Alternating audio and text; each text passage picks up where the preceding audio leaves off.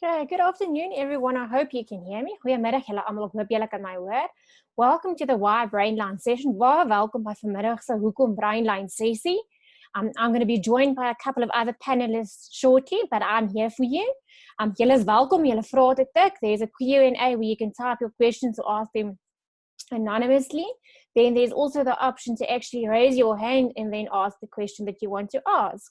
I don't know if any of you have any questions that you would like to start with.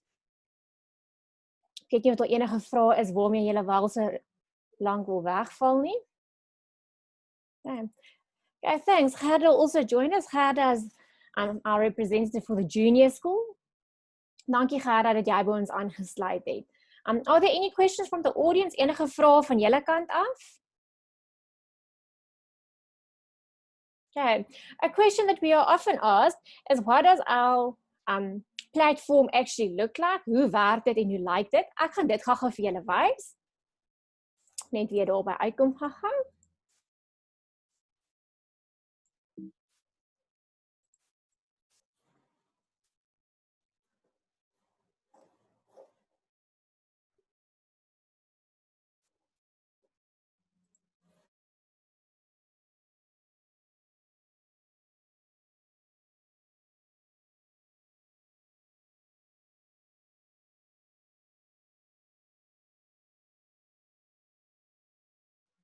Okay, so that is what the platform looks like on the outside before you actually log in. That is called Brain Online, or it's also known now as the Brainline Cloud School. This is where you will log in to find access to all your classes, all your lessons, and all the things that you actually need to know.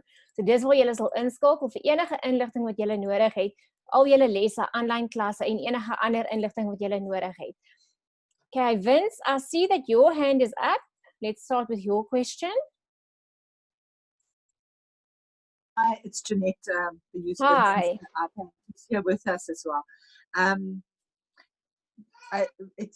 We understand that you need invigilators for the assessments, and I don't know how often would that be. How often do I need to appoint somebody to do an assessment in average? And yeah, that was one question. Okay, for what grade? It would be we would be thinking of grade 11 next year. Perfect. We need invigilators for any assessment that needs to be completed under test conditions. For example, so all your tests will be there, all your exams will be there. Some subjects like physical sciences, life sciences, also has some assessments that they do throughout the year, tasks and case studies, where they also need an invigilator, but we always group them together. They will always appear on the test timetable, well, on the exam timetable. So you will always know ahead of time when you actually need an invigilator. Do we ourselves appoint somebody that would be in that role? That's correct. They will actually complete a short invigilators course, and they will then be issued an invigilator number. Okay. And then in terms of the additional costs, for books, and I believe you also have to print your own worksheets and things like that. Is that right? You print your own worksheets and whatever. And then obviously it's like books, you order them, just a normal route, take a lot or go to the bookstore. Yeah, there are two options. You can make use of our e-reader, then you get all the books through us, or you can order them on Take-A-Lot or Credo Books. That's the other option. There isn't that much printing actually for the worksheets for the higher grades. Everything is actually, the only things you really need to print is the test, tasks, and exams. Okay. Yeah. Is there anything else that you still wanted to? So the worksheets are obviously in like Adobe format. Is that correct? Yes, everything that we actually supply with is in PDF format, so you can just print it that way. You can also, if there's a worksheet, some tablets actually allow you to write online, but for all tasks, tests, and exams, it needs to be printed out and completed by hand. Okay. I don't know if one of the panelists wanted to add something on here. Colleen, I can see you also joined in between. Yes, it's a busy day today. We have lots of discussions with lots of clients. my ear feels it's burning, but it's all good. I love talking to all of our clients. Yes, the choice of books, I think, depends on what you are familiar with and what is it that you like. What is your preference? I am old school. I like paper, but I'm very stingy when it comes to paper, so I print selectively.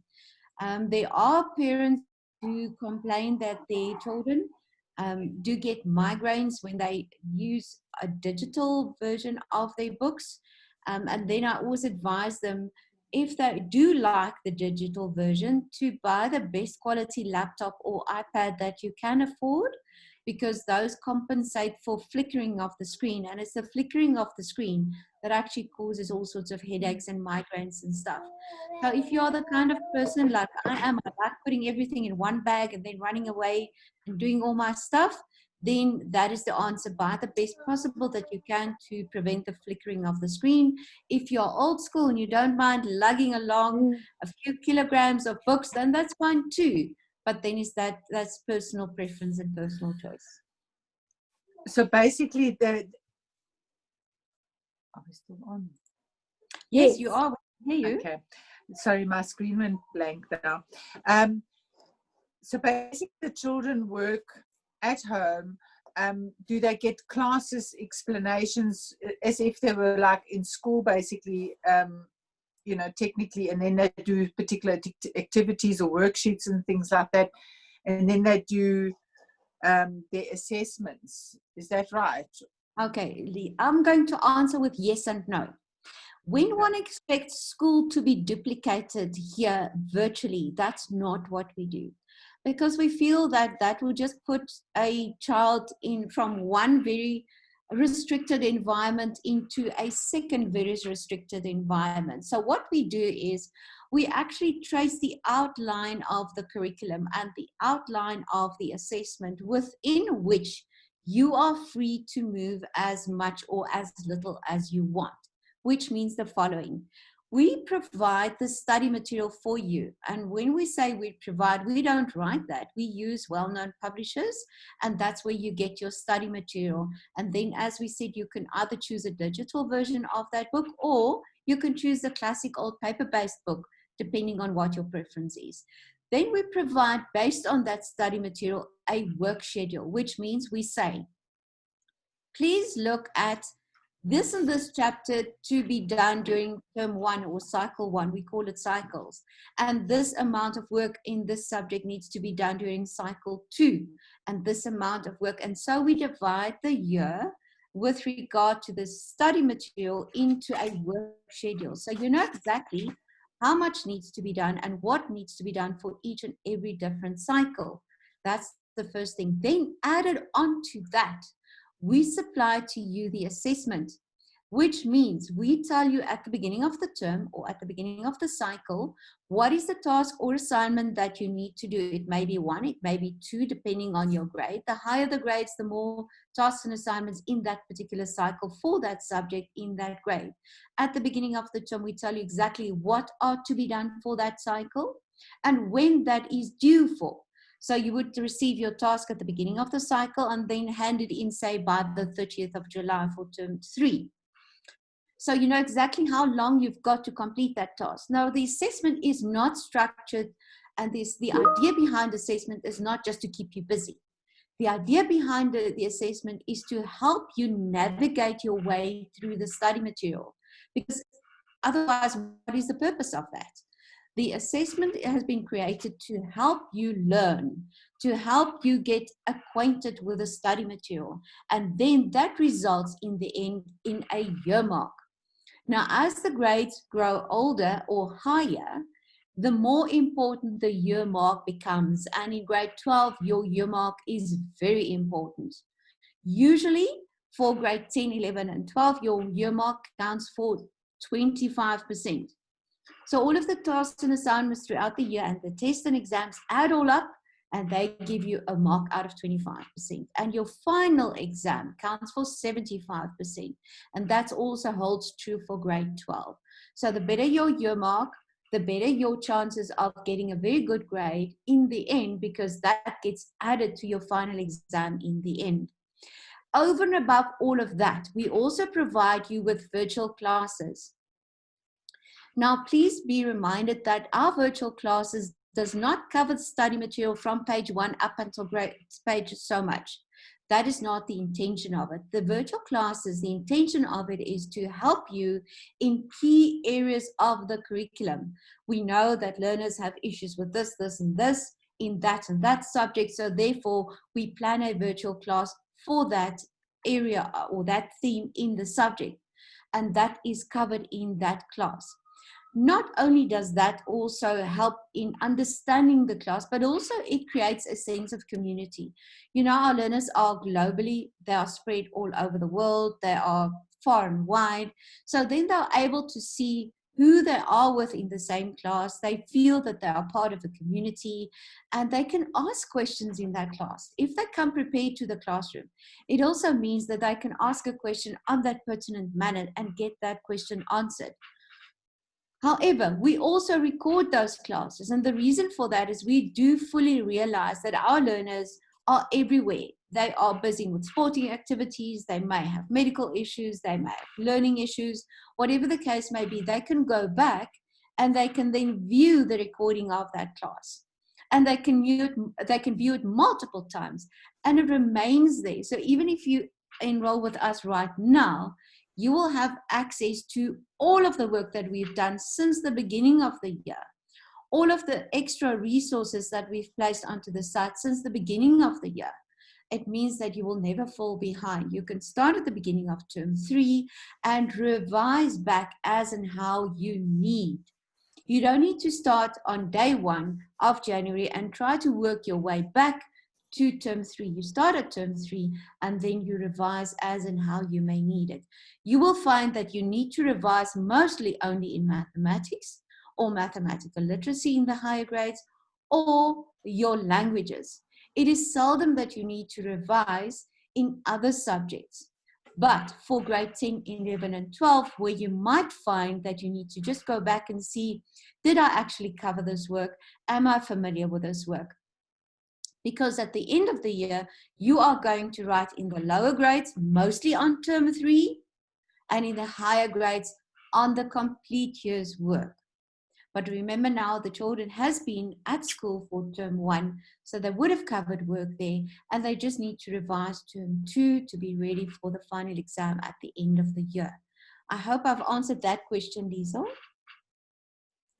Thanks, Colleen. And I think this is actually a good question. Can we start with background and info on the offering, please? Karen is preparing to share Brainline in the background, but if you can perhaps give some background on Brainline, Colleen, for the new people to know who we are and what we actually do. Yes, and I'm going to link that to a question that I see on the Q&A. Do you have tutor centers in the Randburg area? Anna-Marie, no, we don't have, sadly so. And it's not because we don't know that there are centers. We know that there are centers who use Brainline very fruitfully.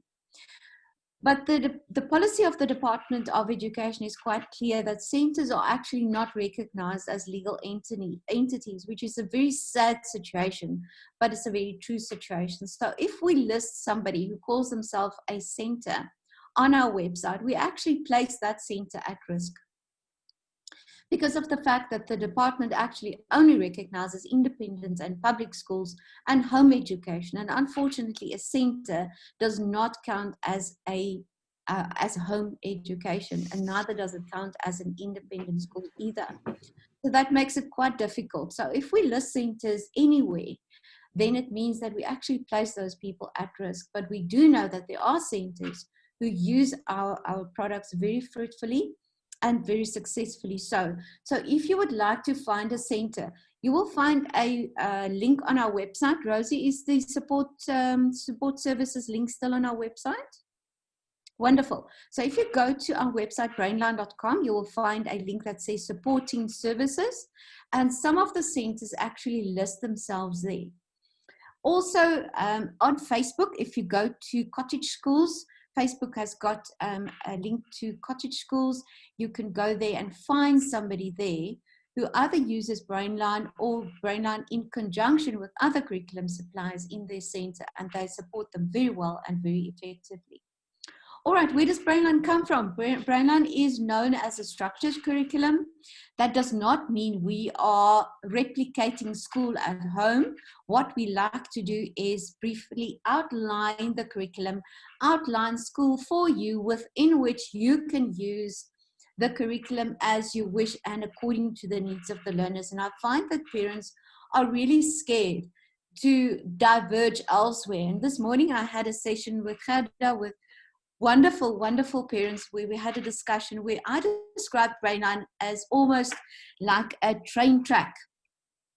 So the curriculum and the assessment is the track that runs in the dirt, and you can clearly see the track and you clearly can see what you have to do.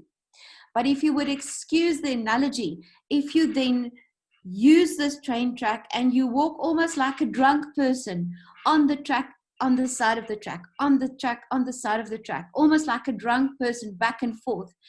It allows you, home education allows you to use the curriculum to spark interest in your house, spark interest in home education in an area that you might like to investigate a little bit more.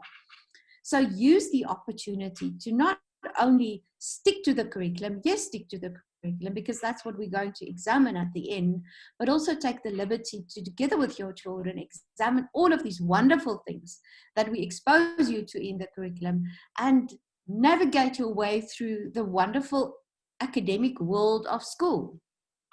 Liesel, back to you. Okay, great. Thanks, Colleen. Okay, then some questions. Okay, you answered those two. Then there's a question for grade 12. Where do they sit for the National Senior Certificate exams? Is this for both mid-year and finals?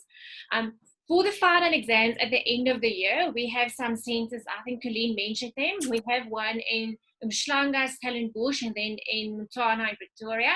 So that's where they will actually complete the final exams. The rest of the exams are actually all completed at home or from the comfort of your own home. You can opt, during this year, it's different now due to COVID, you can opt to actually write your exams at one of our centers, but otherwise you will have an invigilator that you will use for the exams. I hope that answers your question, Gail. There's also a question, I can't wait to get to that now. How does terms or school holidays work in a calendar year? Colleen, do you want to add on to that? Okay, good. Yes.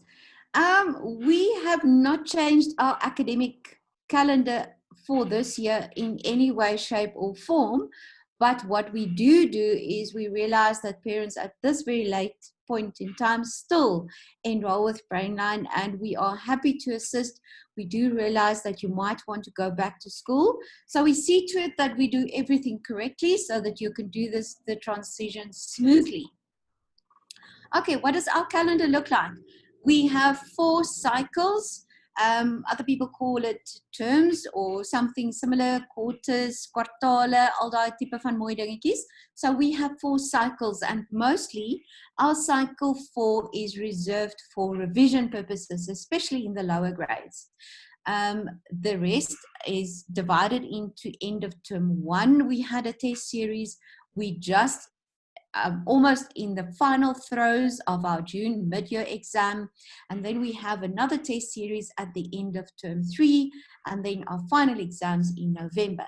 So we follow almost religiously true to the Gauteng school calendar, but for a week here and a day there. But we mostly follow the Gauteng school calendar. So if one can talk in these very funny times that we are living through as a normal school calendar, we follow a normal school calendar. Back to you, Liesel.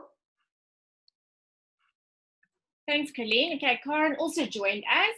I want to ask her to quickly fall away and actually show the clients, the prospective clients, what Brain Online looks like and really how to navigate the site should they choose to enroll with us. Thanks, Karen. Great. I think it's always quite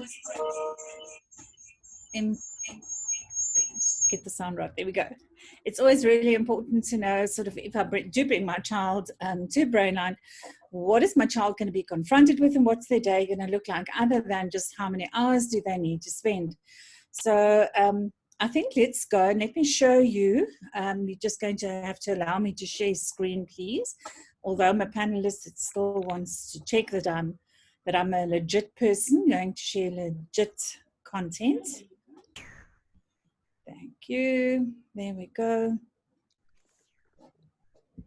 Right, so Liesl did mention at the beginning of the session that we have Brainline, our cloud school, or then what is called Brain Online.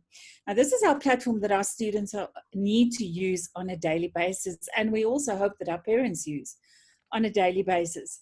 Obviously, the older they are, the more they need to use this. Gerda will give you some info about how much the juniors and their parents need to access this. So on the landing page, once one has entered your password and your username, which obviously only is available if one has enrolled fully and one's account is up to date, we have what we call the dashboard. That's here on the side. Anything new that is happening, or anything that's happening in this week, or maybe an upcoming event, will always be posted on this front part of the page over here. So typically here we are running similar sessions to what we're doing with you now. We're running similar sessions to that with clients who have already joined us, but still need to find their feet. So we've got our Are You New here? Notices, and that will then tell them when the next Zoom session will be for them, and that will only be if they've already enrolled. And then what we've done is that we've broken them down into the different high school groups at this stage.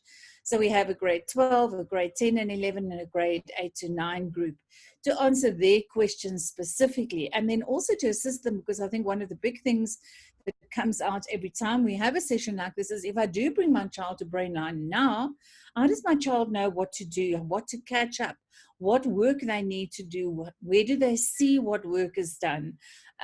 Do I have to catch everything up right now? Must they write these exams? So those finer details differ a little bit in terms of the grade. So because of that, we have these broken down sessions so that they can join their own grade and only get the content and the fine detail of that which they need, instead of getting grade 12 detail if they're in grade 8. Right, then we always try to have interaction. I know it's something else that worries parents. If I take my child out of a brick school, am I going to end up with my child becoming totally isolated? Are there going to be fun things to do? Are we going to be able to join in certain activities and so on? So at the moment, we've got My School is Cool, Jump for Brainline. We've invited the students to actually take a photo or a video of them jumping, to tag My Brainline then, and to actually post this either on Facebook or Instagram. And then we're going to make a whole big collage of them sort of, and their fun activities of saying, yes, it's cool to be school. So yeah, we often get the type of thing where somebody will have their big earphones on and they look like aliens and this whole intense thing, but actually, wow, this is so great. So anything like that will always be advertised on the front over here. Right, then getting to the next part, these are upcoming events that have been entered. Now you will notice at the top somewhere, you'll actually see it says at Karen Reinicke, that's me. I'm logged in as student grade 12 dummy student. So I'm not on anybody's specifics profile. You won't see anybody's marks or personal details. I'm on in a dummy profile, and this is a grade 12 profile. Now this basically looks the same for everybody. We'll just mention the differences for you as we go along. So there's the calendar, which we could pop on. We can click, it's interactive, and it shows us everything that is happening. So let's say, for example, that I wanted to know what is happening in this week. Today is Thursday. I want to know what's happening on Friday. So, okay, sorry, it's allowing me to add something, which is not what I wanted to do now. Click on that event, and it tells me there's the exam series is still on the go. This specific student isn't writing any exams, so I just know that the exams are all on the go. Over here, for example, you can see that the upload link is due, and that's specifically for the grade 12s. for the CAT exam, for cycle 2. So on a daily basis, as these papers become available, I can actually see, oh my goodness, there's something red. I haven't attended to that yet. But that won't be always in advance interactively, because it becomes active as the links are created. You'll see down here around about the 90th, there are lots of pink links telling me that there's something that needs to be paid attention to by this grade 12 student. Those are things that he has to submit at some stage coming up, and he would be able to click on them to look what those are. So going back to my landing page, we would land, and on our dashboard, we see that there are some activities, and very important, parents always ask us, where do we get the reports? My child said that there are no reports now. Oh, yes, there definitely are reports at fixed times in the year. We also advertise them at the top of this page, and then view my report. That would be where you would be able to download. Now remember that this student is a dummy student, so his report is not available. That's why it says you don't have any to download, but that's where they would normally be. People also very often ask us, what are the promotion requirements? What do I need? I know some people sort of have or work specifically with university students and are often under the impression that you need 50%. Fortunately for the students, one doesn't need 50%. I think for us with our academic standards, sometimes we wish we could push it up, because I'm sure that the students would actually perform a bit better if they knew they had to learn a little bit harder in general. So the promotion requirements you could find, and if there was a report, you would be able to find that over here. So the dashboard is really important because it takes me to the main areas. Over here, test and exam passwords. You see where it is. I'm going to show you what it looks like. If I click on that, it'll take me to a page that shows me, and every day this is updated when there are exams. So seeing as it is the 4th today, it has this block available. It tells me for the afternoon session. Now this only became, or the papers become available later, but the password was released then this morning, and that's for the morning session. And I can see here exactly what exams are being written today, so that I know I've got the correct password. I can always scroll back and get a password from previous date as well. Now, obviously, by now you must be thinking, heavens above, how am I going to know when my child is writing what? That looks complicated. It's not. All you need to go to this page for, and it'll always be on top, is to find the password of the day. So going back to where we were, Liesl mentioned just now the invigilator that one needs to have. Now the invigilator, the higher the grade, the more important the invigilator. So for invigilator registration, one would click on invigilation. And over here on this page, I could then go in and say, right, this is my first time here. I want to create an account. But now I'm already logged in. So what's happening? I've enrolled my child. My child's name is John, and John needs to write exams. I'm asking a neighbor of ours who has a daughter at university if she would be the invigilator, please. I've checked that she's an independent person. John isn't going to be advantaged by her in any way. She's going to come and register. So she comes to my house, I log into John's profile, and then I go to the invigilation part and I create a new account. And this account is then going to be for Susan, the neighbor's daughter, who is going to be the invigilator. I'm going to go through this. We're going to upload her ID documents. She's going to get the document to download with the information that is required. She's going to do a multiple choice questionnaire afterwards to ensure that she understands the requirements. That's all going to be submitted, and then she will get an email with a number. It starts with IB for invigilator.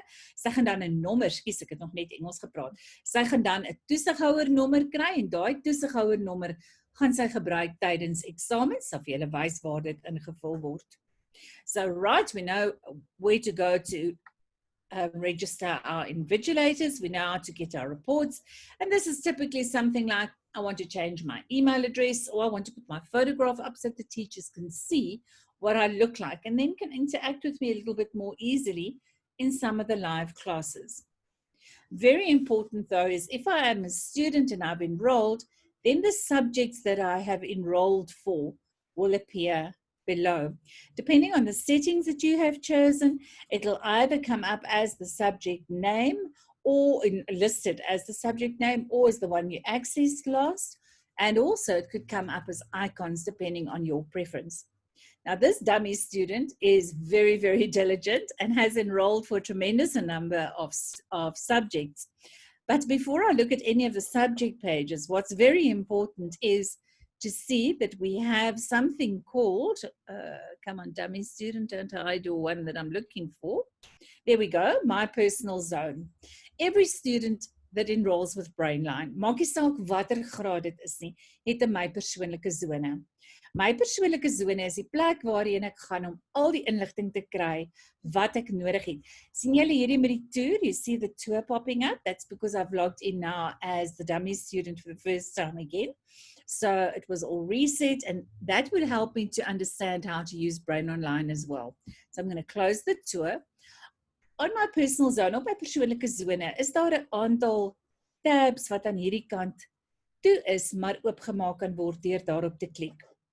My mentor, dis vir Liesel, julle het haar ontmoet, julle sien haar op die skerm, en as ek op hom klik, daar is inligting daaroor, daar is ietsie om te sê wie is Liesel.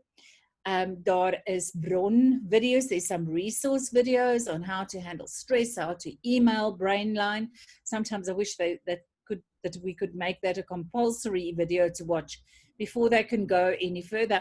Hi ma'am, I can't open my test, please help Sam. What grade are you in, what subject is it, what test, that type of thing. So we explain to them how to do this properly. The Zoom information sessions, then the info is up here so that they can come and watch them again as well. But now a Zoom session with my mentor, that's really important because sometimes students feel overwhelmed, parents feel overwhelmed, and it's not necessarily Brainline, it's sometimes just life or life at the moment. I think 2020 for everybody. I saw a post which said if you had to choose a vegetable to compare to 2020, what would it be? And I didn't see any of the nice veggies coming up there, or the commonly nice known veggies. So I think 2020 is a really difficult year for everybody. And often these students want to have somebody just to talk to. They want to say, you know what, ma'am, I'm working so hard, but I'm feeling so overwhelmed. And I'm so scared I'm disappointing my parents because I know they're under a lot of stress already. And they just want to hear, and they want to hear which is confidential. And that is when they can make a session. So they click on that to make an appointment with Liesel.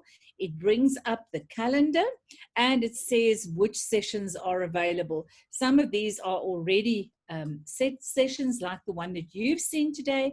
And then moving on from there, they will go then to the calendar and they can pick up open dates as well. So right, they've got their mentor, they know how to get hold of Liesel. And now that one that I said to you about, don't worry, my timetables. On the timetables, we have that which was asked earlier about my year planner. You asked Colleen, how does my year look? So the whole year in advance is given to me so that I can plan and see how I'm going to cope with my year, where are there going to be breaks, etc., etc. We'll come back to the classes now. The test and exam timetables are also posted over here. So typically I could download my exam timetable, and that's an example of what an exam timetable looks like.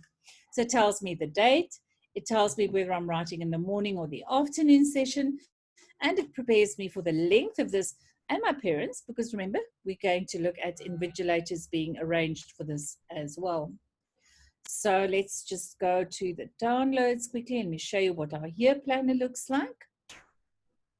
You therefore have from 2019 November planned all the way through, and each of these sort of tells you Brainline opens, there's an academic recess, the cycle starts, etc. Exam sessions are shown, the task submission dates are, sorry, I think I need to just change this so that you see what I'm actually saying to you.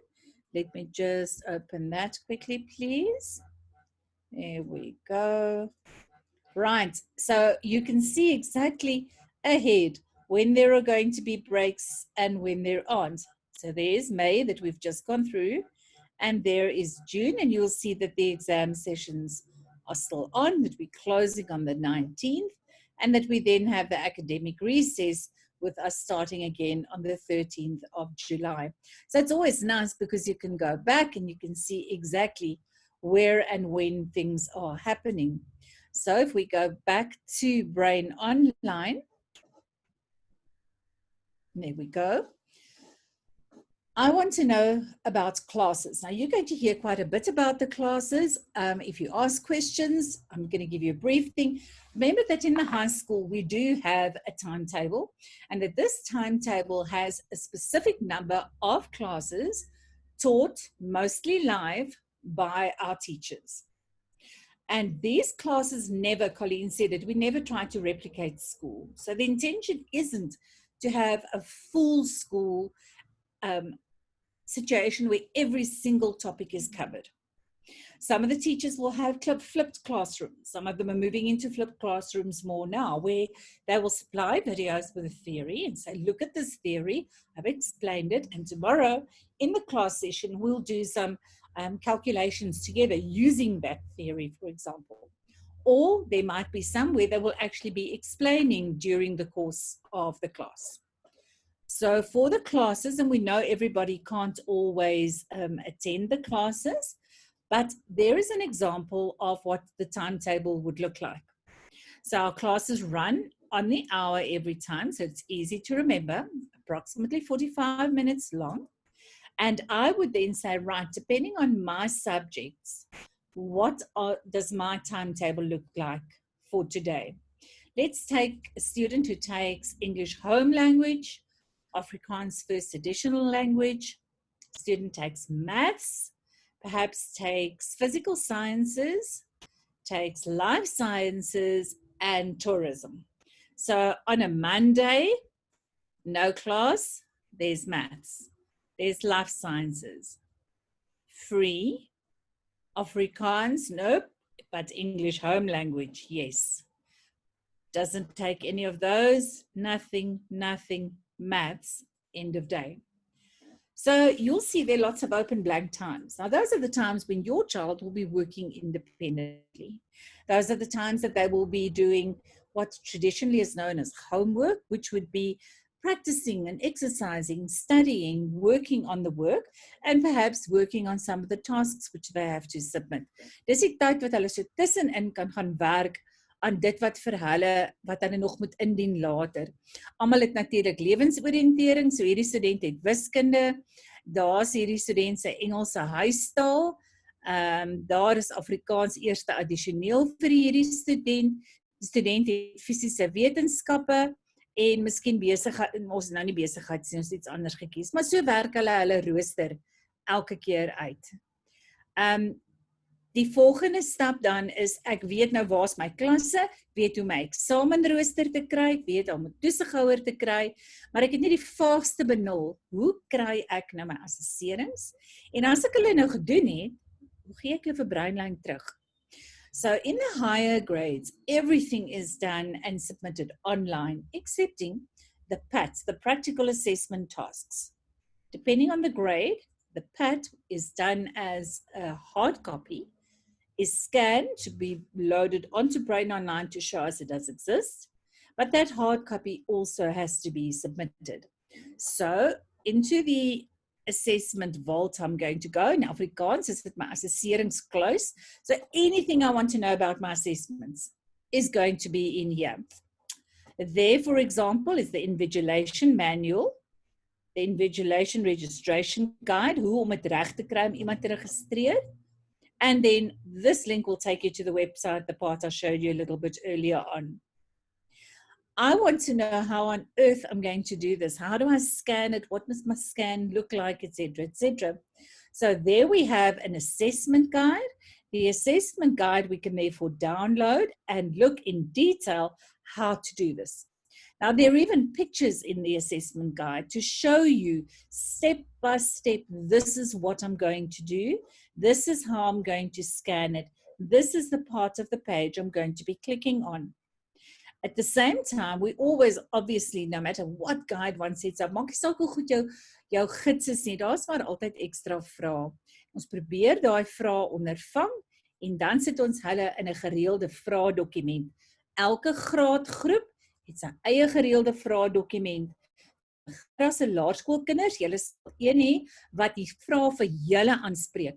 Jy hoef daarom nie besorgd te wees dat jy net die hoërskoolse vrae kan sien nie. Jy sien die vrae wat vir jou van toepassing is. Okay, Lauren, while you're busy there's a question as well. Is the website available in Afrikaans for Afrikaans students? Perhaps you can just address that while you're busy Okay, with well, the I'm website, going on. please.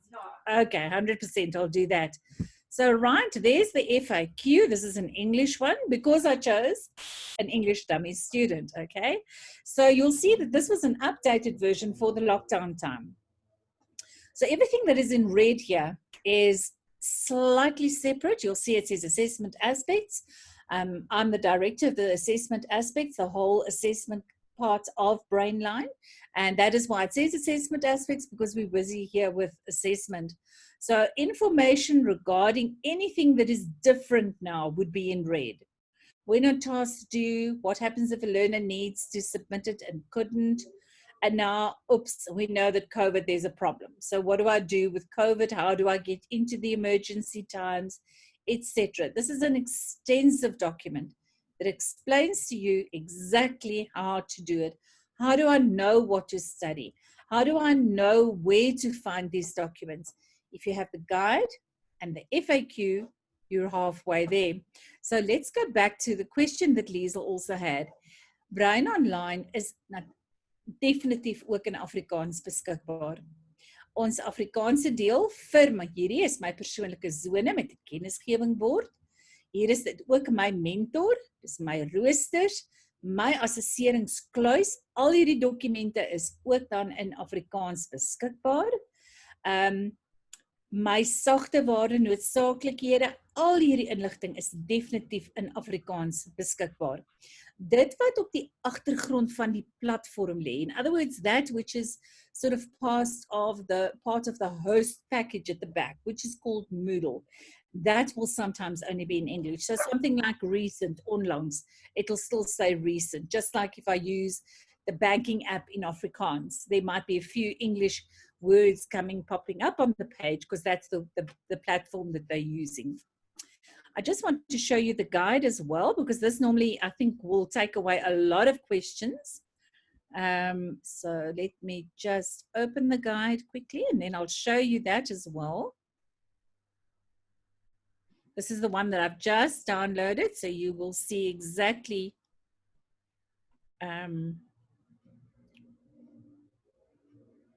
there we go. Right, so this is the one that I've just downloaded, and you would, in other words, be able to start up with the assessment guide that tells me how do I find everything and where do I find it. There's our table of contents, and I think that says it all. What is the assessment program? What do I need to know? How do I get the assessments? How do I give them back? And how do I get my marks? I think in general, that's really what one wants. It's a PDF document, so you can print it out. I want to move on a little bit just to show you, because when I show you the process, you might think, well, I'll never remember all of that. You don't have to, because the guide shows you. So for example, for the download process, this part is what you would see on screen. And it actually, we've shown you, that's what you will see. The top link is the download link. Click on this link. Then the same we've done, for example, for examinations, to show you for tests or exams, you would find the link, you would have to click on it, but you would have to go to your passwords, we tell you again where it is, and you're going to download the document. Also, if I want to upload, so the document really in detail tells you how to do it. I'm going to stop this share and just go back to the website.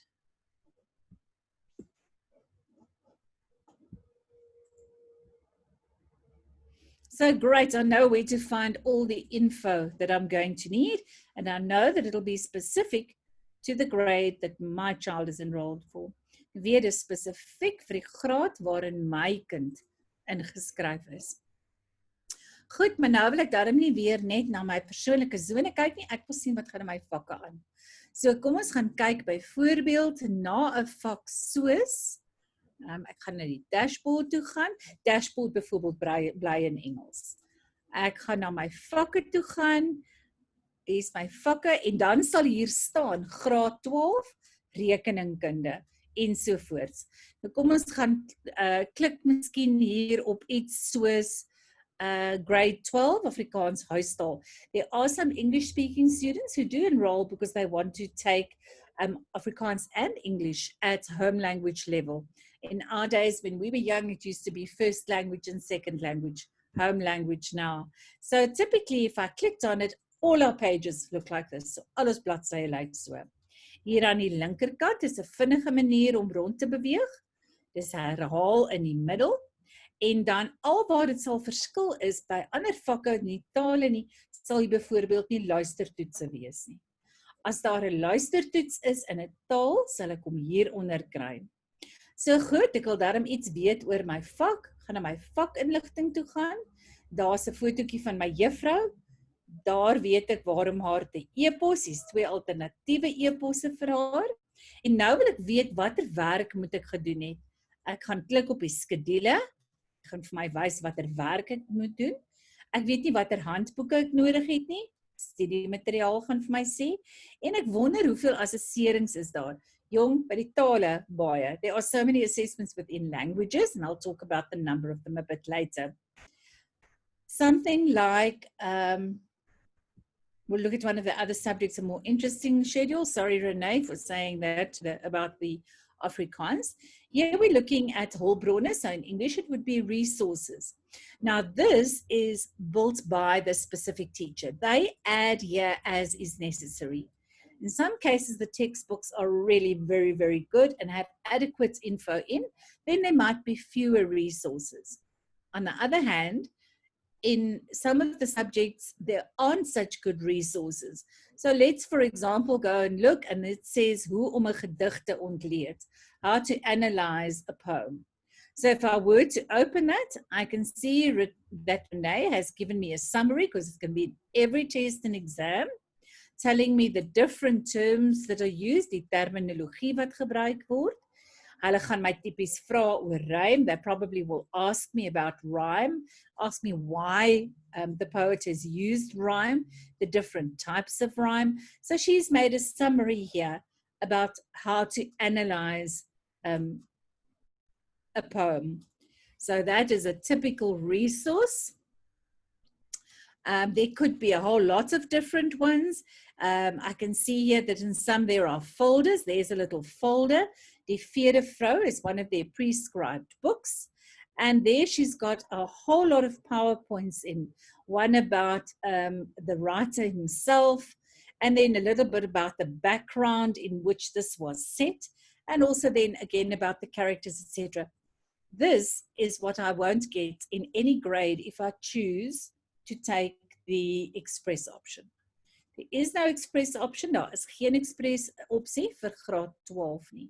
Maar as ek in enige ander graad die express keuse maak, dan gaan ek niks van hierdie kry nie. Hierdie ekstra inligting, ondersteunings, bronmateriaal, dit wat ek wil hê die juffrou my mee moet help, kry ek net as ek die IEB line stelsel het. Daar's ook geen verborgde kostes daar nie. As ek IEB line gekies het, of belyn gekies het, dan het ek toegang tot al hierdie data. Ek kan dan teruggaan na die vakinligting. Daar was al die hulpbronne en jog, nou sit te lank. Kom ons maak hom toe. Ek wil dit nie meer sien nie. Ek kan later weer gaan kyk. Nou wil ek iets weet oor die klasse. Ek wil weet wanneer het hierdie juffrou klasse aangebied en ek wil daarom ook gaan weet. Ek kan nou nie vandag se klas bygewoon het nie, want ek was dokter. I went to the doctor and I can't attend today. So what do I do? The cycle that we're in, it's cycle 2 at the moment, the timetable will be up. So it'll tell me exactly when my timetable is and when I would have classes. Then there will be specific here. She's got them linked so that I can click on them for the exam prep classes. These have all passed already, but I can click on them and still watch them if I like. Look at the number of classes in Afrikaans, for example, that have already been presented this year. And you will see that there's a very strong emphasis here on the poetry, etc., etc. By the time one gets to grade 12 in your languages, you've normally covered a lot of the language theory. So there's a lot of information here in terms of the set works, die gedigte, daai tipe goed. Goed, kom ons gaan net weer terug. Ons weet nou waar om die klasse te kry, ons weet waar om die opnames te kry. En die klasrooster is lekker want hierdie is lewendige skakels. These are live links. So I will always be able to see it. And on the 20th of April, if I clicked on that, it would have taken me all the way right up to Zoom and where I was sitting like you are sitting in Zoom and actually joining the class. So by clicking on my subject under classes on the day, it takes me to the right place. Right? Luistertoetse, I'll talk about a little bit later how we do them. Let's go down to, let's say we look at cycle 2. There was a task. So here's a good example. I need to do my task. This had to be submitted by the 6th of May. So I would literally click on the download link. You've seen it pop up. It's busy downloading. And once it has downloaded, I can open it up.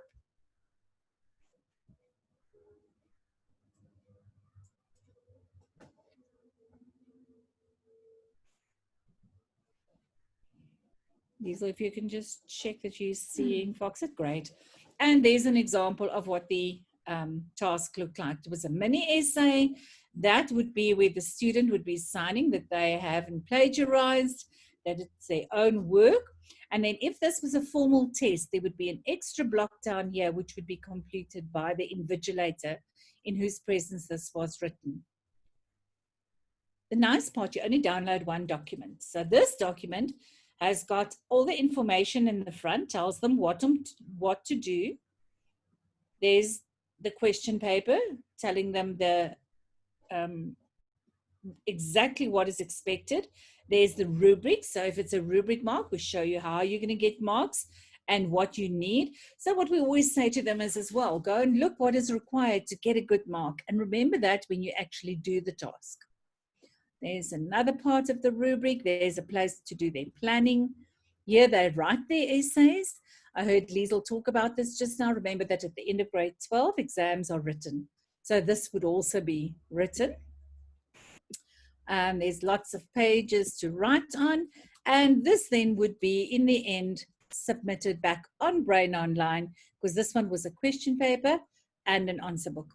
Sometimes there's a separate question paper, separate answer book, and even a resource booklet. We will always combine it as one document so that you never have to worry that you forgot to download one of the documents. Ons sal altyd een dokument oplaai, sodat jy weet jy het al die bladsye en dan gee jy net vir ons dit waarop geskryf is in die antwoordboek, gee julle dan weer vir ons terug na die tyd. Ons gaan net weer terug na die webwerf toe.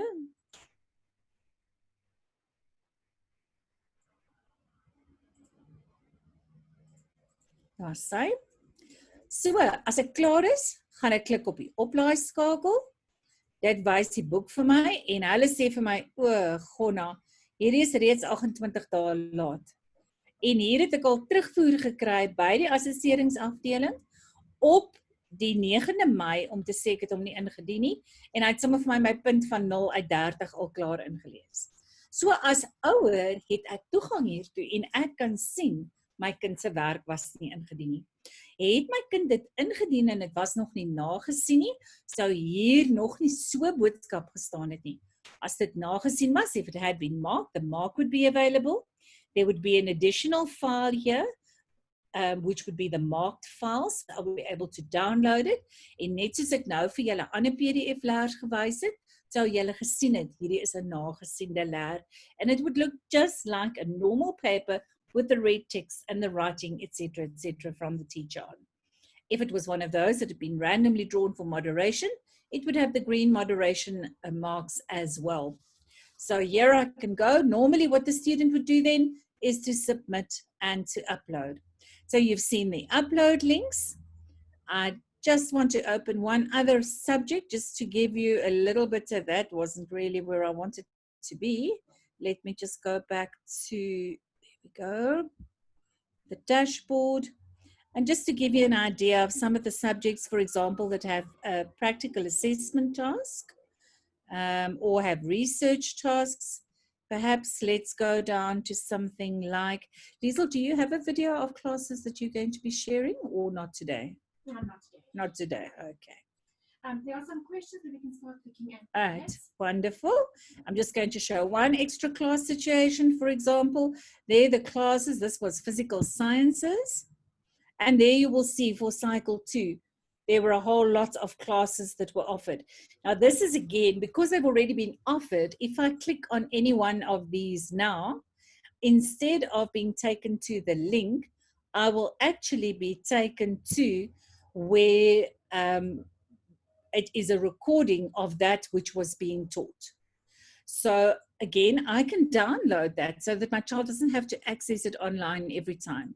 It can be downloaded and I can then watch it at a later stage. Before we answer the questions, Gerda, can I just ask Gerda to actually just give an idea to the clients, and then we won't waste time to go into more pages, but just give them an overview of what is different for the junior school compared to wat so bietjie anders is vir die laerskool. Ek maak so.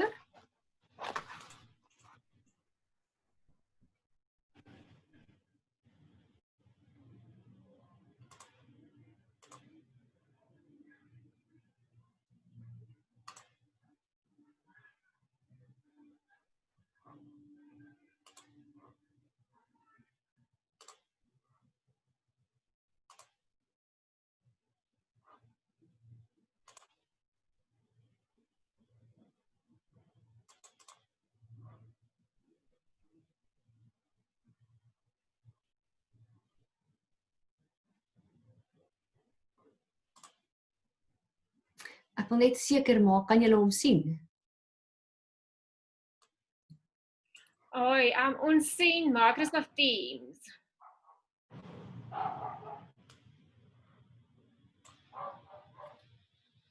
Karen, laat ek net, dalk moet julle net 'n volgende vraag maak, laat ek net 'n paar goed hier toe maak. 100%. Yeah, Colleen, there was a question that you wanted to answer. How will parents have some sort of control over what their child is busy with and needs to do specifically for grade 11 students? Yes, that's an interesting thing, Liesl. Parents feel that if they enrolled a child with Brainline, they've given that child to Brainline. Thank you very much. We'll take all of them. We love all of them. But they remain in your custody, we hope. And we hope that you will remain interested in what they do on a daily basis. So when you enroll with us, you will, once everything is done, get an email to say, welcome to Brainline. And here are 2 places where you've got now access to. The one is your study material, and the other one is brainonline.com. And I'd like to invite all parents. Parents, that's the place where you peekaboo. That's the place where you go, okay, but what are you doing and why are you doing it? Are you in time? Are you supposed to do a task? Because parents ask me, I don't know if my child is supposed to do a task or not. Well, that's the place where you go. You go to brainonline.com, you fill in the username like Karen described to you at the very beginning, is number so and so and so, and then the password that we've given you. And there is where you can actually look into what they are doing on a daily basis. You will know exactly, according to the calendar, what were they supposed to do when, and did they actually do that? Did they submit that assignment, and what is the mark of that assignment? Because the moment you submit something online and we've marked it, we place there the marked file, so you can actually open the marked file to see what they've done. So the young man or the young lady will not be able to pull the wool over your eyes, and they will not be able to withhold anything from you because you have the username and the password. So please use that to your advantage. Discuss with your child what's going on the calendar, what are they supposed to do, and what are they supposed not to do, and what is due when and where, and keep tabs on them. Because even though they are all grown or semi-grown or supposedly grown, I don't know if they're always so grown as the way that they're supposed to say that they are. So go on to Brain Online, see what is due when, and then ask them about it and go back to see how did they actually do. So yes, you can keep tabs on them, and you can do that very well. Thanks, Liesel. Okay, thank you, Colleen. And then there are some questions that I see that Karen said that she would like to answer. I'm going to mute myself and move over to her.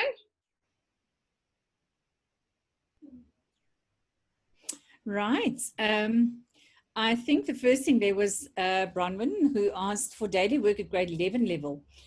Is it all marked by the student or the parent? And I'm thinking of subjects like English and Afrikaans essays, for example. How would they be marked? So the tasks that we have, there's some other questions I think that I saw as well. So let me just put it all together. We follow the CAPS curriculum as a minimum. But because we are registered with the IB, as one moves up in the grades, the IB becomes very particular about the way in which assessment is done and also the way in which teaching is done in terms of breaking away completely from rote learning and focusing very much on understanding, analyzing, synthesizing, applying. So soos 'n mens verder opbeweeg, word ons bietjie verder geskuif van CAPS af. CAPS is in Suid-Afrika wet. It is a law to follow the CAPS curriculum if you want to get the National Senior Certificate, as jy 'n graad 12 sertifikaat wil hê.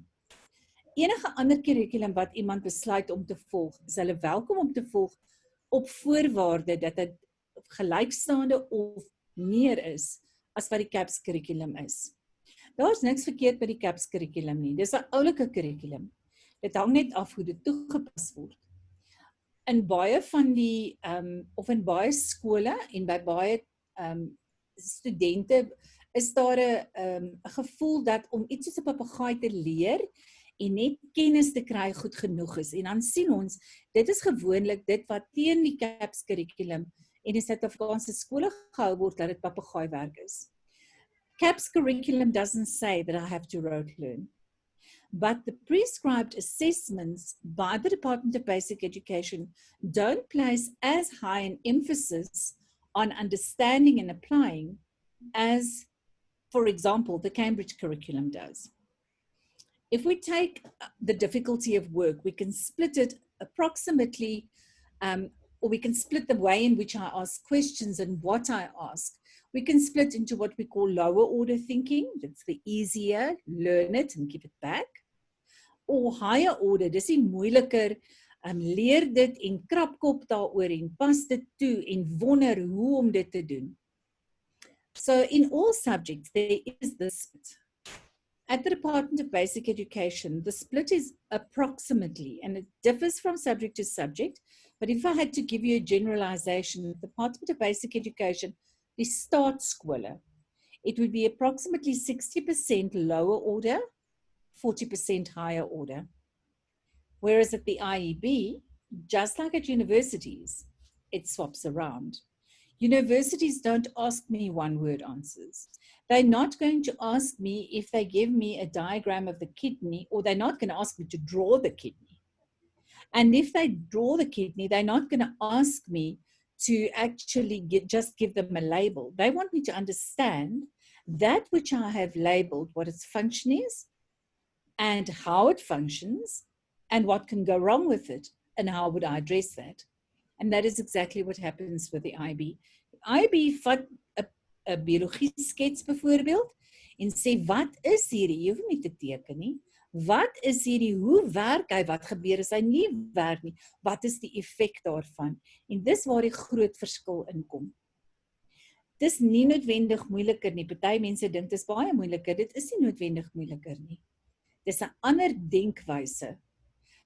Ek is iemand wat nie soos 'n papegaai kan onthou nie. Ek kan 'n storie onthou en ek kan logiese denke wat daarmee saam gaan onthou.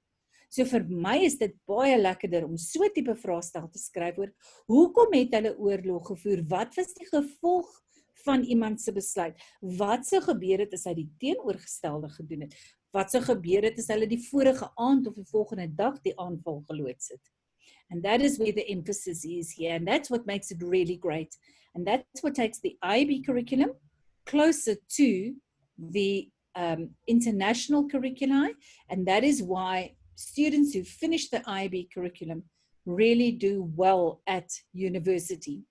So in the assessments that we do, we follow the minimum that CAPS requires from us, plus the extras that the IB allow from us. So to go back to the question, in terms of marking, we will not be marking everything, but students are taught how to write, for example, the different types of essays. Daar's so 'n klomp verskillende tipe opstelle. Daar's 'n beskrywende opstel en daar's 'n verhalende opstel. And there are argumentative essays, and they are taught how to write these, and then they will write one at least of each of these. Those will be marked by us, and they will go through as tasks, like I showed you the other just now, which will be downloaded. They'll be completed, and you'll load them back on Brain Online. Those we will mark, and you will get the marks there. But the daily, everyday homework, that will not be marked by us. There are marking guidelines / teachers guides / answer books for some of the subjects. Sometimes they're not really available, but then it's typically the rote learning things. And also, again, something like maths, you will be using the Brainline maths course, which has detailed answers. So they will be able to mark them themselves. I think the short answer, that was 10 minutes of answering something else, but I think it's important to put that into perspective, is that the daily work would be marked by the student. And only sort of one of everything during the course of the year would be marked by Brainline, so that you would know exactly what the child is capable of doing in that. I think that answers that one. Then there was a question about dramatic arts and the practical side. Perhaps I can mention with all the practical subjects, also with languages, where there are, for example, they have to do prepared reading, or they have to do a prepared speech. By die tale is daar leesstukkies wat gedoen moet word, en daar is voorbereide lees, onvoorbereide lees, daai tipe goed. Kom ons praat oor die voorbereide dele, the prepared parts. Exactly what I'm doing now would be what would happen if somebody was actually doing prepared reading, excepting that we would expect to see more of them than just seeing my shoulders, neck, and face. That normally one then wants to see them at least sitting behind the desk with the book in front of them, and that they would then be reading to the laptop the way I'm doing now.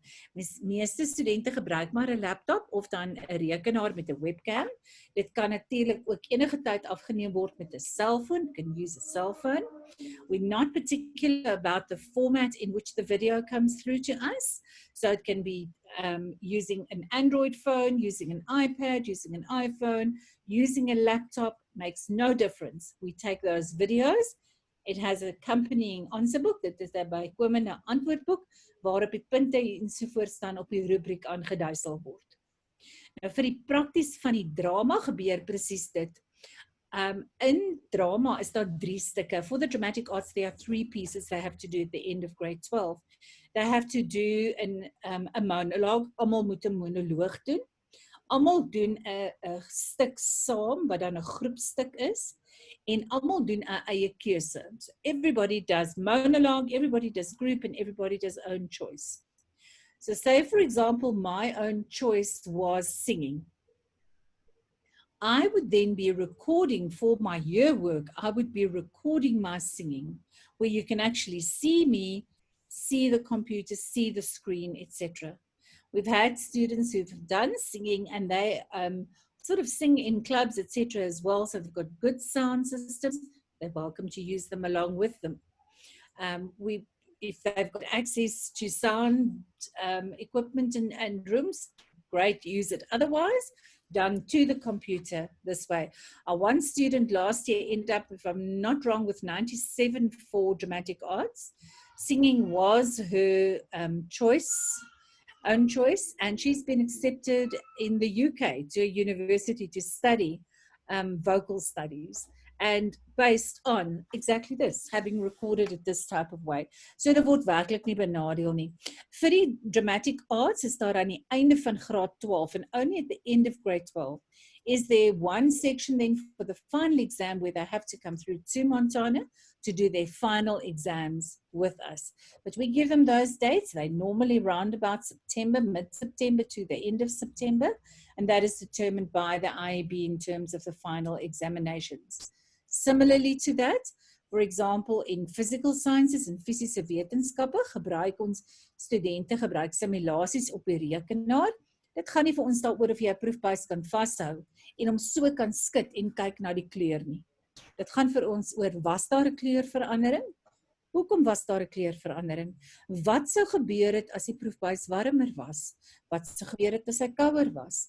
En daarom gaan dit altyd oor die wetenskaplike metode. It's all about the scientific method. And that obviously we can test and teach with examples, and also then with in assessments with colored photographs, etc. etc. So die fisiese wetenskappe word alles dan gedoen met simulasies. Graad 12 eindeksamen, grade 12 year-end, there is a practical examination. It's different to the Department of Education schools. That only does take place at or within the IEB. And for those, then we go to our different centers, either Montana or Umhlanga or Stellenbosch at this stage, where we would do that final practical. There we would be doing some training as well, because then they do use very basic apparatus. I always say to them, I think they're also excited and think they'll see something really wow and microscopes and so on. And unfortunately, the most exciting thing they'll use is a thermometer and a test tube. Makes absolute sense. We're looking at what happens and why it happens.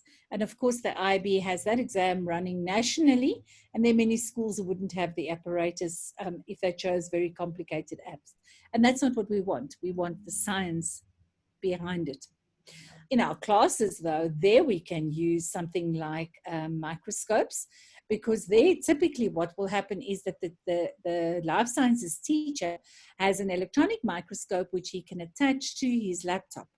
So while he's teaching, if there's something he wants to look at, either from prepared microscope slides or then from something which he can prepare, he can use a microscope and teach with it. So that part's there, but they wouldn't have to do the practical of that itself. Consumer studies, there we come in and we do 3 to 4 days of the practical. The rest of that doesn't have to be done practically. The rest is all theoretical as well. So I trust that's answered everything about the pracs. I think I'm just going to close that one off.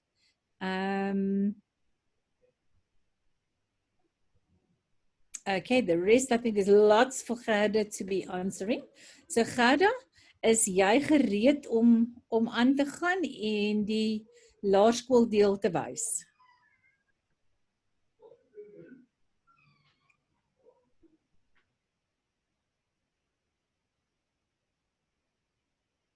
Ek dink jou mikrofoon is nog daar, ek dink hy's nou reg. Sien jy nou die regte skerm? Ek hoor hom nie. Daar's hy. Okay. So this is typically a grade 7 page. It has the same kind of things and sections that the high school have, maybe a little bit less, but we also have subject info and resources. And then we have our classes. And there's it basically focuses more on specific exam to get them ready, exam prep. But we do have, that was the class for the second cycle 2, and then we post the classes with a date and everything under Cloud School classes. But the nice thing about the maths in the primary school is that under classes we also have other. And under other, we have pre-recorded classes on different topics.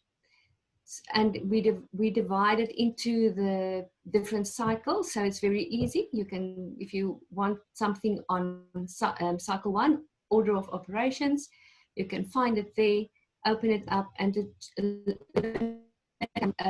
parent and the learner can watch it, they can pause, they can go back 100 times until they grasp the idea of what they are battling with.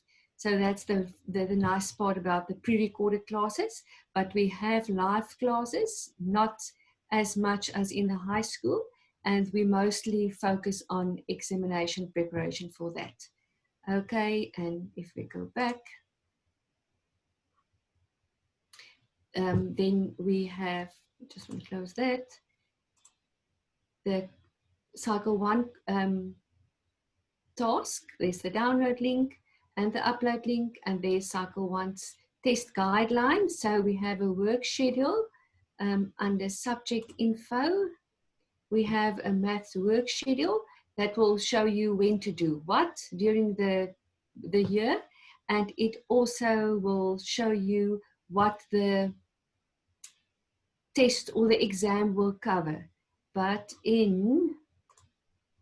that's a broad guidelines. But just before a test series or exam series, we have cycle 1 tests guidelines, so it will be more specific on that specific test. You will have more specific guidelines. And then we have, and then cycle 2, cycle 3, and cycle 4 will be exactly the same. Let me quickly attend, and that's the same for all the other subjects. We only have Cloud School classes in the languages and in maths, because the parents who are the teachers, they usually cope well with the other subjects. Then I see a question of Manette about, I have a grade 1 and 2 learner in a public school, and with all the uncertainties, how will the switch to or back to school, to Brainline back to school, how will that work?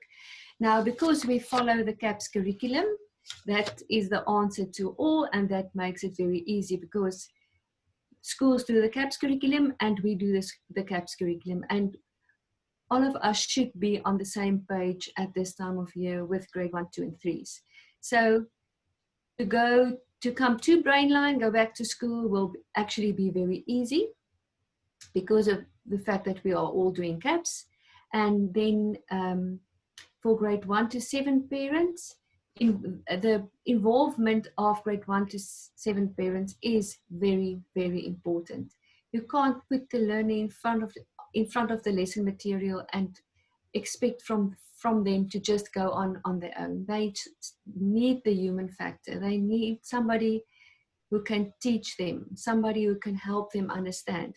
Even with the videos that we have and the live lessons, they need somebody next to them to help them, because looking at the screen will not necessarily help them understand. You have to do it with them. Okay, and then learners, I can see when we do the live classes, some of them quickly zones out and they're on their own mission and they start chatting with me or the person presenting the lesson, and teacher, you have a nice jacket on today, and not watching the lesson. They are checking all the learners around them and the presenter. So the transition to Brainline and back to school will really not be a problem. And then for grade 1 and 2, we have assessments in June and in November, but the June assessment is not compulsory. So if you want a report in June, you have to do the June assessment. But that's only to get a report, because we have self-assessment on our e-reader that you can use as baseline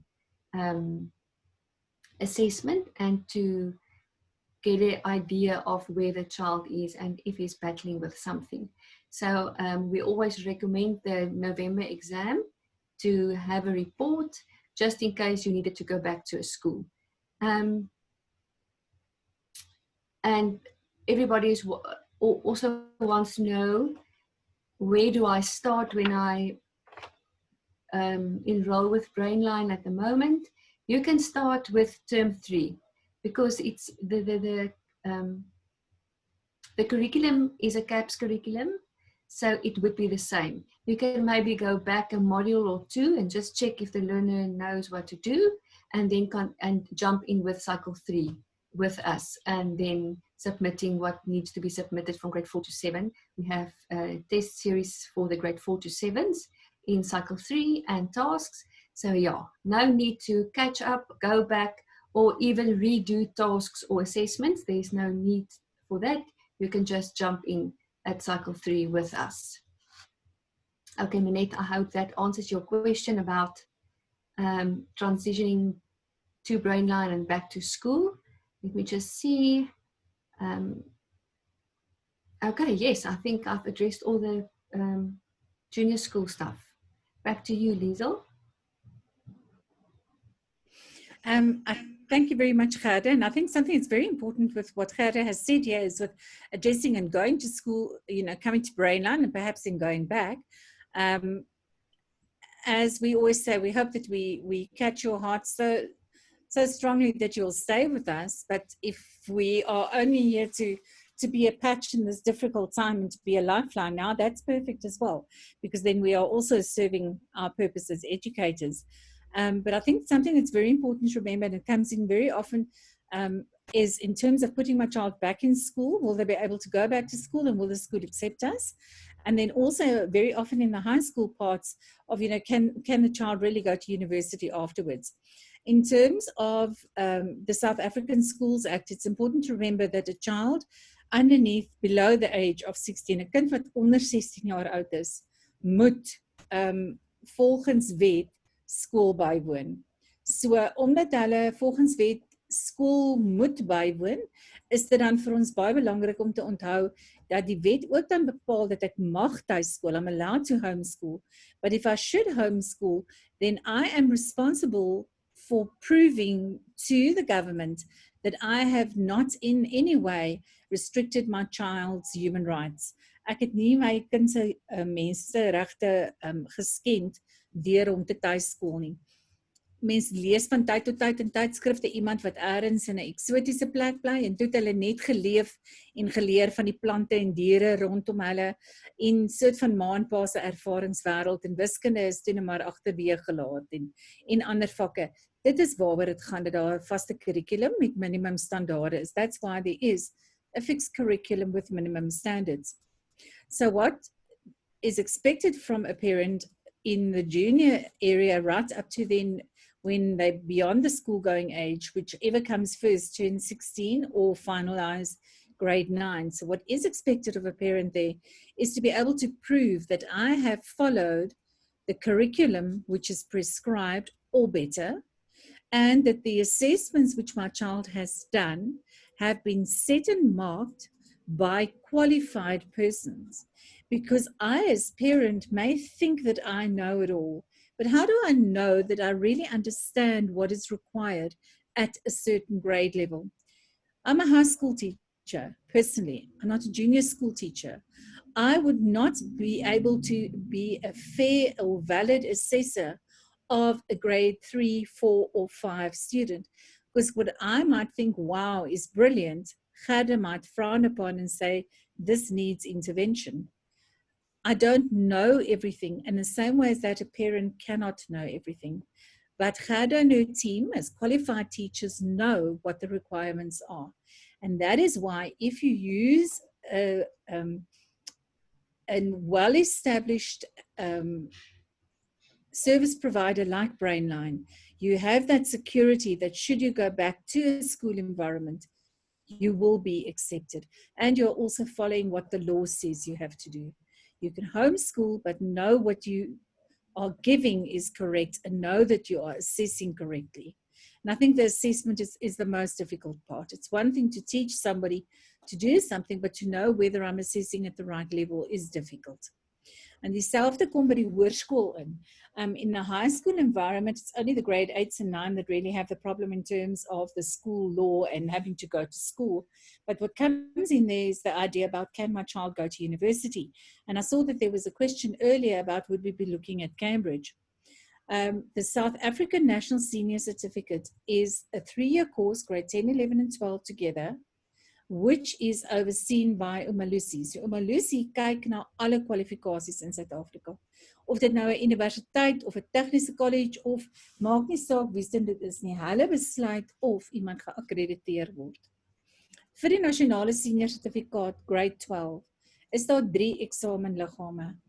As die staatsskole sin, dis die Departement van Basiese Onderwys, Department of Basic Education, that department that's taking a lot of flack now.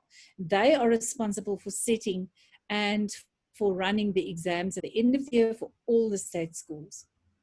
Then there is the IEB, the Independent Examination Board. That is where most of the private schools are registered. Most of the schools that start with St. Mary's, St. John's, the Crawfords, the Curos, most of those schools are registered with the IEB, the Independent Examination Board.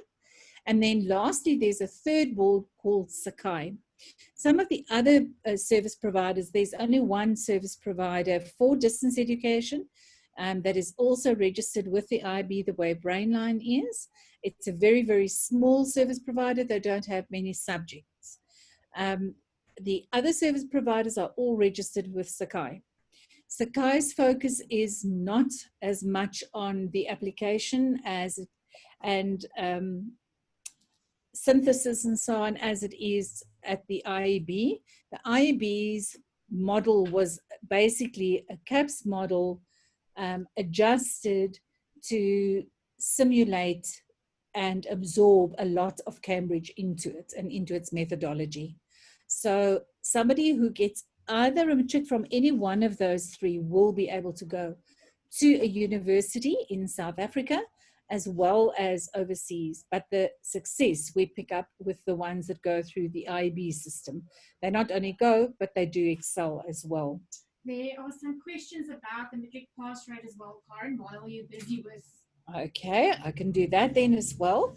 So yes, I now say that our students are fine. They go to university. The other day there was a question about, sort of, do they go, do they study, do they get into certain things?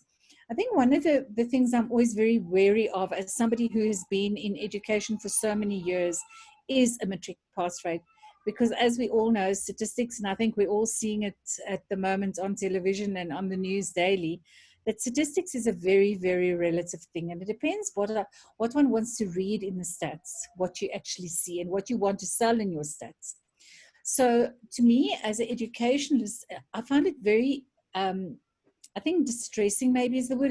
Dis my regtig iets wat kommerwekkend is dat van ons topskole sal studente wat sukkel of forceer om 'n vak te los, of die student se inskrywing vir graad 12 kanselleer en die student dan as 'n individu onafhanklik laat eksamen skryf, sodat sy of haar uitstaan nie deel van die skool se vorm nie.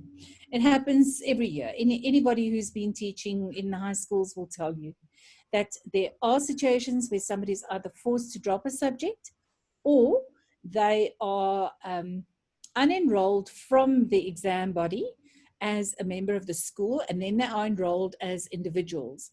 Because if I enroll my child as an individual and my child fails, it doesn't reflect on the school's stats. So when schools tell me that they have 100% pass rate, I actually have a lot of respect for schools that have a 98, 97% pass rate, because that means that they haven't taken somebody with any learning barriers or special needs and turned them away. They're actually prepared to say, you know what, we've got a place for you. So Brainline absolutely opens the doors to all those students. We never unenroll anybody, and we never let them write the exams as independent students. They are always our students, and we stand up proudly for them. I think looking at the whole picture that we have with students with really large challenges, students who come over to us during the course of the year, we really do have enrollments with grade 11s and lower. The enrollments run, I think, all the way through until about the end of September. For grade 12s, normally it stops at the end of March. Now with COVID, we've opened up, and it was a request specifically that we would accommodate students, which the IB asked, and they're therefore allowing this transition to still take place. So the short answer is no, we never will have 100% pass rate. The motivation behind it is we don't want 100% pass rate, because it would have meant that we would have manipulated our student body to get that. We want to offer an opportunity to every single student, no matter what their situation, their skills are, as well as their barriers are. But I am exceptionally proud to say that 5 years ago when we joined the IEB, Our pass rate was around about 69%. And it's sort of been a goal to get it up to the 80s. And we had envisioned that perhaps in 2-3 years from now, if we ever got to 85, we would say, right, that's it. The day we make 85, I think it's a fair reflection of giving all our students a real opportunity. And last year was absolutely amazing. We made our target a little bit earlier, and we sat with the 85.6% pass rate last year. So that is really, we were exceptionally happy. The same also goes with university entrance. You know, the fact that they've taken away die designated subjects. Daar was mos altyd sekere vakke wat nie getel het vir universiteitstoelating nie. Dis heeltemal weg. Al die vakke tel nou. So dit maak ook 'n verskil. Wat belangrik is of die kind kan studeer dit wat hy of sy wil. Can the child study that which he or she wants to? There are students who are encouraged to take certain subjects for which they are not skilled at all. As ek seker is dat 'n kind nie die vermoë het om 'n sekere vak te neem nie, dan word die feit dat ek hom dwing om dit te neem, het 'n negatiewe impak, eerder as 'n positiewe impak op daardie kind. Dis dan regtig beter dat ek hom eerder ander vakke laat neem wat hy wel kan en wil neem. So die universiteitstoelating is vir ons baie belangrik dat die kind wat universiteit toe wil gaan, sy toelating sal kry. En daardie behaal ons elke keer. Al ons studente wat wil gaan, kry wel hulle universiteitstoelating. En daarmee saam is die vakke dan verskriklik belangrik. Om die regte vakke dan te gekies het vir die regte toelating. Ek dink dit antwoord daai en Liesel, miskien kan ek net die een bynoem oor die report to go produk. Express ook. Goed, kan ek gou gepraat oor Express? Gerda kan dan byvoeg waar dit 'n bietjie verskil vir die juniors. Die Express is altyd vir my, en ek mag dit nie hardop sê nie, maar dis amper soos 'n takeaway koppie koffie. Ek sê wat se koffie ek wil hê, en ek weet dat ek gaan 'n papierhouertjie kry, en ek weet dat ek nie sommer na die tyd kan terugstap en sê, hoor so hierdie koffie was nou koud nie. Want daar is geen waarborg dat ek dit nie net laat staan het nie. Nou die Express produk is soort van dieselfde. The Express program is like a takeaway. I say exactly what I want, I get everything, and then I go off and I do it on my own. So for Express, briefly, it means that I will know what work needs to be covered. I'll have a schedule, like you saw just now that I can click on schedule. They get the schedule. They also get what textbooks we suggest. They don't have to use those. I'll talk about textbook if you like more later. They can use the textbooks of their choice. And then instead of getting a timetable with fixed dates, you have to submit your task for English, then you have to submit your task for Afrikaans, then your essay's got to be in here. You're going to be writing an exam. Here's the exam timetable. We give you, as a parent, we give you a complete package with the question papers and the marking guidelines, the memo. So die ouer kry die vraestelle en die antwoorde. En die ouer het hierdie hele jaar om self te besluit. Hierdie is die werk wat gedek moet word, maar ons is lus om tussen Februarie en middel April op 'n bootrit te gaan. I want to go on a cruise between a certain time, so we're not going to study at all. It doesn't matter because you will catch up on your own. You'll use the assessments when you feel your child is ready.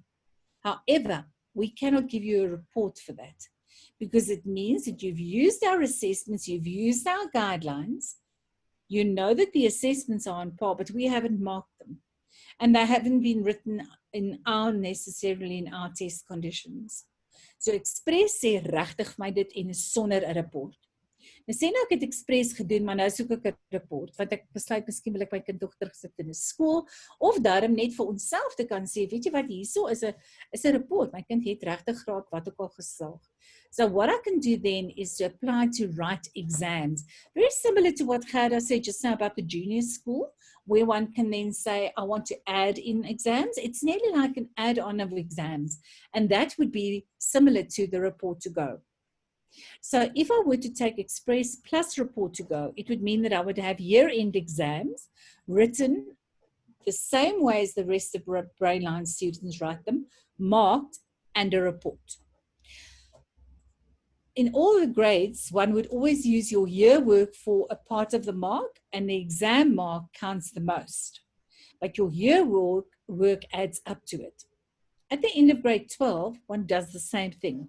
So all the year work you do, that combined SPA or year mark goes to the IEB, or then to the Department of Education if you're in a state school.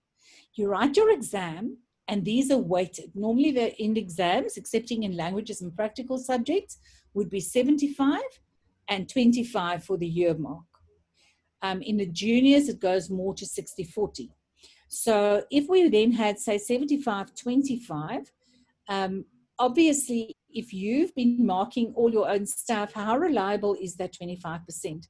So just as the IB expects Brainline and any other school to have a good standard so that that which we do during the year is in line with that at the end of the year. My student can't get 90% with Brainline throughout the year and then write the final exam and get 40. Then something's really wrong. The same happens. So there's a moderation and there's an amount that is allowed to differ. Otherwise, only the final year-end exam would count. Now, that's basically the concept of express and report to go. Say, for example, I've been an eclectic parent. I've done unschooling, I've deschooled, I've done exactly what I wanted to. I'm happy with my choice, but now my child is going to go to grade 10 and I need my child to go back to a school, or my situation has changed. I can no longer work from home. I need my child to go to school, and they want a report. And they are absolutely in their rights to ask for a report. Then I would go and say, right, my child's done everything on their own. I need a report. And Brainline says you can write our report to go exam. The report to go exam is exactly the same one as the IEB aligned students will be writing on the same dates, at the same time, and will be marked by us. But it means that the whole year before that, you have done your own thing completely. There will be no difference between them. So I think that answers report to go, Liesl. I see there's one that's popped up about kids in grade 6 and 8 coming from a private school. Have you done that one? I think it's just coming. Yeah, it's coming. My kids, and then we're doing caps. Remember that in the junior school, there is no such thing as a SAG or a not caps. All it is the assessment is aligned to the way the IEB does their assessment, and we do exactly the same. So your child will not experience any different. An IEB school, if I take my child, for example, to Crawford or to Cornwall College or wherever, they're doing exactly what we are.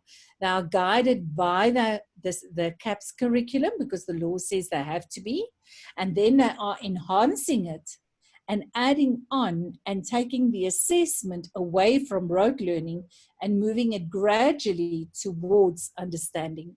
So Renelle, it would actually, you shouldn't feel any different because that is exactly what we are doing. The CAPS is the underlying part for everybody, but it would be exactly the same then. I think that's all the questions answered, Liesl. Are there some on the chat? I see the chat's got quite a high number. Is that all sorted? Yeah. Anything else that we can be of assistance with? Right. Well, then perhaps we can just say that we hope that you join us. We hope that you understand and see our passion for what we do. That this is really a lifelong love for education. It's a lifelong seeing what can be done and how students from all walks of life can be accommodated and assisted to really meet the expectations they have of themselves and that we as parents have of them. It's also an opportunity for the students to do this from wherever they are in the world.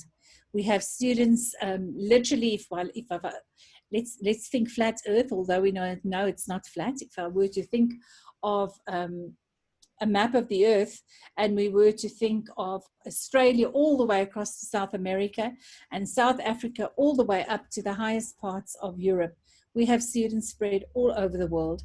The only time they have to be in South Africa then would be for their matric finals. Other than that, they wouldn't have to be in South Africa at all. There's also a big enough time lapse part which goes into it in terms of assessment submissions, so that is never a problem either. So it's a nice sort of mix all around. I know there were questions earlier about how many students we have. To me, it's not about the number, it's about how long we've been around and what our parents say of us. And I think that's what is so important. We've been around for 25 years. And in the 25 years that we've grown, we haven't become smaller, and our offering has grown in different ways. We've been with the IEB for a number of years now. Our total picture is 30 years, and the years just go too fast to keep seeing the total picture. And having grown from really a tiny entity to something big, and where we are co-hosting subjects with some of the biggest IEB schools.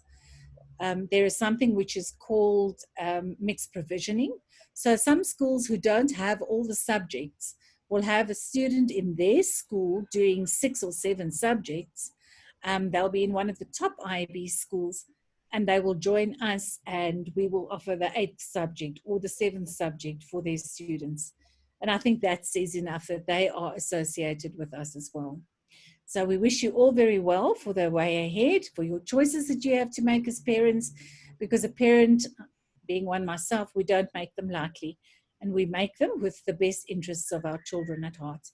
So on behalf of myself and the rest of the panelists, thank you for joining us today. If there are any specific questions that we haven't addressed, feel free to email us.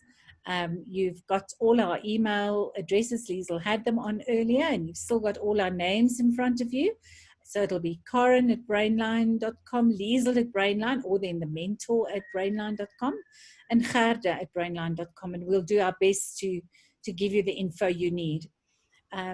Our autoresponder always says 48 hours. At the moment, we might be crawling on our knees to say, give us a little bit more time, because we do get a lot of queries and people with repetitive queries. And it is taking sometimes a little bit longer to get to all the replies. Thank you for sharing the day with us. It's been great to have you here.